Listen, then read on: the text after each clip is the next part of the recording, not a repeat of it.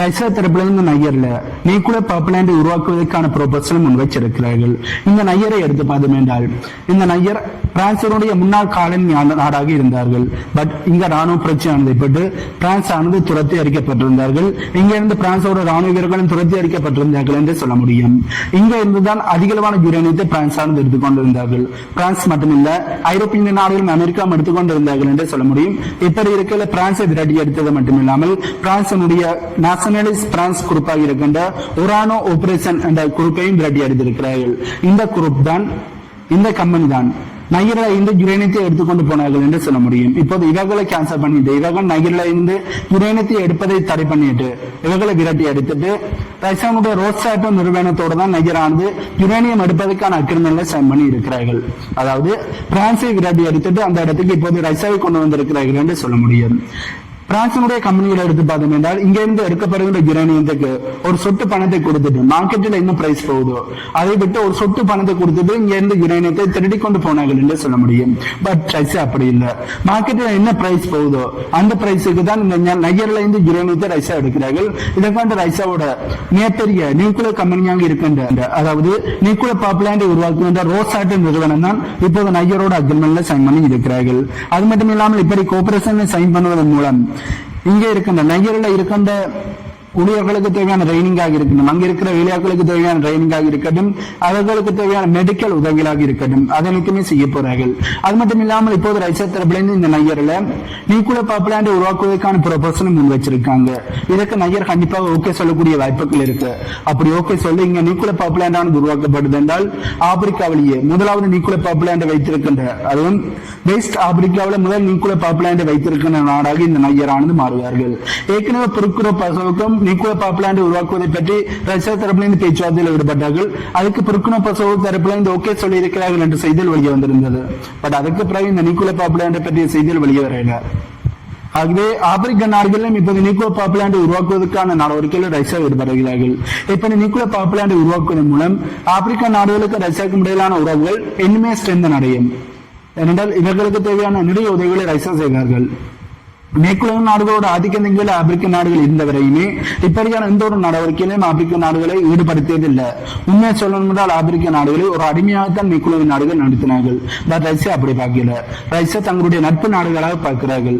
எப்படி நட்பு நாடுகள்ல முதலீடு செய்வார்களோ, எப்படி நட்பு நாடுகள்ல நியூக்ளியர் பவர் பிளான்ட் உருவாக்கி கொடுத்தார்களோ, அதே மாதிரி தான் ஆப்பிரிக்க நாடுகளின் நட்பு நாடுகளாக பார்க்கிறபடியால் ஆப்பிரிக்க நாடுகளிலும் நியூக்ளியர் பவர் பிளான்ட் உருவாக்குவதற்கான ப்ரொபோசல் முன் வச்சிருக்கிறார்கள். இப்படி ரஷ்யா செய்யறதால ரஷ்யாவுக்கு நன்மைகள் இருக்கு. அதாவது இப்போது இருக்கின்ற ஆப்பிரிக்க நாடுகள் ரஷ்யாவோட தங்களுடைய உறவுகளை இன்னும் ஸ்ட்ரென்தன் பண்ணுவார்கள். இப்படியான ஒப்பந்தம் முன்வைச்சு இப்படியான நியூக்ளியர் பவர் பிளான்ட் உருவாக்குவதை கொடுப்பதன் மூலம் ஆப்பிரிக்க நாடுகளுக்கு ரஷ்யாவுக்கு இடையிலான உறவானது இன்னுமே ஸ்ட்ரென்தன் ஆகும். இது ரஷ்யாவுக்கு ஒரு பாசிட்டிவாக பார்க்கப்படுது.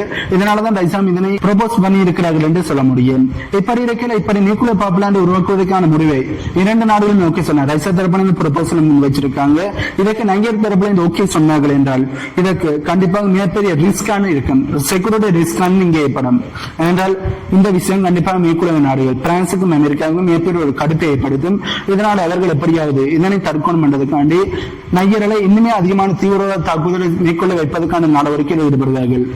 இப்படி மட்டும் நியூக்ளியர் பவர் பிளான்ட் உருவாக்கினால் நையருக்கும் ரஷ்யாவுக்கும் இடையிலான உறவை யாராலும் பிரிக்க முடியாது என்பது பிரான்சுக்கு தெரியும். இதனால இதனை உருவாக்க விடாமல் இதனை தடுப்பதற்கான அனைத்து நடவடிக்கைகளையும் தங்களால் முடிந்த அனைத்து நடவடிக்கையிலும் ஈடுபடுவார்கள். ஆகவே இதனை உருவாக்கலாம் என்ற முடிவை இரண்டு நாடுகளும் எடுத்தார்கள் என்றால் நையர் இதை ஓகே சொன்னார்கள் என்றால் செக்யூரிட்டி ரிஸ்க் ஆனது ரொம்பவே அதிகமாக இருக்கும். அது மட்டும் இல்லாமல் இப்படி நியூக்ளியர் பவர் பிளான்ட் உருவாக்குவதாக இருந்தால் அதுக்கு அதிக பணமானது செலவாகும்.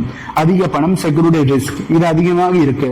பட் அப்படி இருந்துமே ரஷ்யா தரப்பில் இந்த ப்ரொபோசலை முன்வைச்ச ரஷ்யா இதற்கான செலவுகளை பார்த்துக் கொள்வார்கள். ரஷ்யாவுக்கு தெரியும் இந்த நையராக இருக்கிறது மற்ற ஆப்பிரிக்க நாடுகளாக இருக்கிறது இங்க நிறைய இயற்கை வளங்கள் இருக்கு.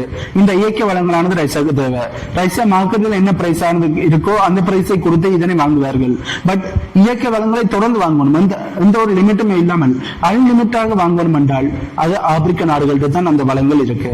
மேற்குலக நாடுகளை எடுத்து பார்த்தீங்கன்னா மார்க்கெட்டில் என்ன பிரைஸ் போகுதோ அதே மாதிரி அடிமட்ட பிரைஸுக்கு தான் இந்த இயற்கை வளங்களை திருடி கொண்டு போனார்கள்.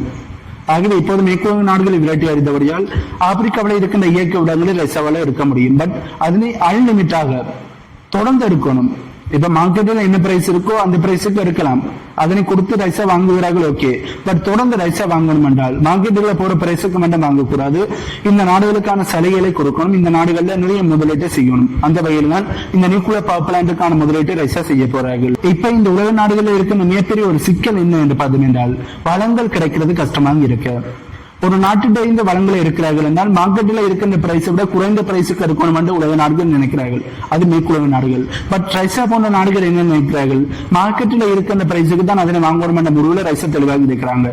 பட் தொடர்ந்து அந்த வளங்கள் கிடைக்கணும். உலகத்தில் இருக்கின்ற வல்லரசு நாடுகளுக்கு இருக்கின்ற ஒரு சிக்கல், ஒரு வளமானது தொடர்ந்து கிடைக்குமா என்பதுதான் சிக்கலாக இருக்கு. ஆகவே இப்போது ரைஸா மார்க்கெட்டில் இருக்கின்ற பிரைஸுக்கு வாங்கினாலும் அதுக்கு இன்னுமே அந்த நாடுகளுக்கு அதிக சலுகைகளை கொடுக்கணும். ஆப்பிரிக்க நாடுகளை எடுத்து பார்த்தோம் என்றால் அங்கே கொட்ட கொட்ட வளங்கள் இருக்கு, எடுக்க எடுக்க வளங்கள் வந்து கொண்டே இருக்கும், அன்லிமிட்டடான வளங்கள் இருக்கு என்று சொல்ல முடியும். ஆகவே இந்த ஆப்பிரிக்க நாடுகளை ரைஸா பக்கம் வச்சிருக்கணும் என்றால் இன்னும் அதிகமான முதலீட்டை ரைஸா இந்த ஆப்பிரிக்க நாடுகளில் செய்யணும். அப்படி அதிகமான முதலீட்டை ஆப்பிரிக்க நாடுகளில் செய்யறதால ரைஸாக்கு எந்த ஒரு முன்னேற்றமும் கிடைக்க போறதில்லை. இப்படி முதலீடுகளை செய்கிறதால அது ரைஸாக்கு லாபமாகத்தான் இருக்கும். பட் மேற்குலக நாடுகள் குறைந்த விலைக்கு கனிம வளங்களை எடுக்கணும் என்று நினைச்சார்கள் ஒழிய அதனை தொடர்ந்து எடுக்கணும் என்று அவர்கள் நினைக்கல. பட் ரைஸாக்கு மேற்குலக நாடுகளுக்கும் இருக்கிற வித்தியாசம் என்னென்றால் மார்க்கெட்டில் என்ன பிரைஸ் போகுதோ அந்த பிரைஸுக்கு எடுக்கணும், அதே நேரத்தில் தொடர்ந்து இருக்கணும், அதனை ரைஸா இலக்காக கொண்டு முடியாதுதான் இப்படியான முதலீடுகளை செய்கிறார்கள். ஆப்பிரிக்க நாடுகளை தங்களுடைய கட்டுப்பாட்டுக்கு இருந்து தங்களுடைய நட்பு நாடுகள் என்ற லிஸ்டில் இருந்து வெளியே போகவிடக்கூடாது என்பதிலே ரைஸா குறியாக இருக்கிறபடியா தான் இப்படியான முதலீடுகள் செய்கிறார்கள் என்று சொல்ல முடியும். ஆகவே இப்போது ஆப்பிரிக்கா நையரில் நியூக்ளியர் பவர் பிளான்ட் உருவாக்குவதற்கான ப்ரொபோசலை முன்வைச்சிருக்கிறார்கள். கண்டிப்பாக நையர் இதற்கு ஓகே சொல்வார்கள். இதன் மூலம் ஆப்பிரிக்காவுக்கும் நையருக்கும் இடையிலான உறவானது ஸ்ட்ரென்தன் ஆக போகுது. அதே மாதிரி மற்ற நாடுகளோட நியூக்ளியர் பவர் பிளான்ட்டுக்கான ப்ரொபோசலை ரைஸா முன்வைக்கக்கூடிய வாய்ப்புகள் இருக்கு. இந்த வீடியோ பற்றி உங்களுடைய கருத்துக்களை கீழே பண்ணுங்க. ரைஸா இப்படி ப்ரொபோசலை முன்வைத்ததை பற்றியும் இதற்கு ஆப்பிரிக்க நாடுகள் எப்படியான முடிவுகளை எடுத்தார்கள் என்பதை பற்றி உங்களுடைய கருத்துக்களை கீழே பண்ணுங்க. அண்ட் நம்ம சேனலை சப்ஸ்கிரைப் பண்ணி பக்கத்துக்கு பெல் ஐகானை கிளிக் பண்ணி வைங்க. அப்பதான் நம்ம கூடிய வீடியோஸை நீங்க உடனுக்குடன் பார்க்க முடியும்.